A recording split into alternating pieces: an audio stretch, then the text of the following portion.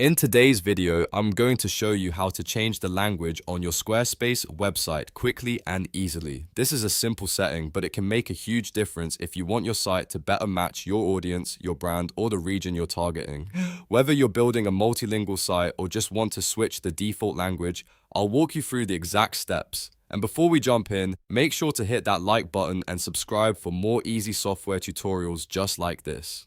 Alright, let's get started. First, go to your Squarespace home menu. You can do this by signing into your Squarespace account and opening the main dashboard for the website you want to edit. From there, click Settings. This is where Squarespace keeps most of the important site-wide options, including language settings. Once you're inside Settings, look for the Website tab and click on it. In the Website section, select Site Languages. This is the area where you can control the default language used across your Squarespace site.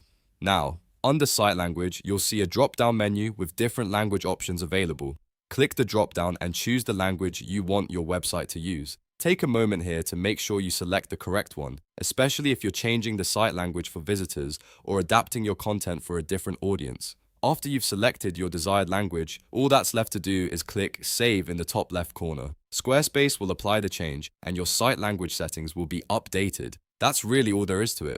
In just a few clicks, you've changed the Squarespace language and made your site feel more tailored to your audience. If this tutorial helped you out, please give it a like and subscribe for more step-by-step guides like this one. Thanks for watching, and I'll see you in the next video.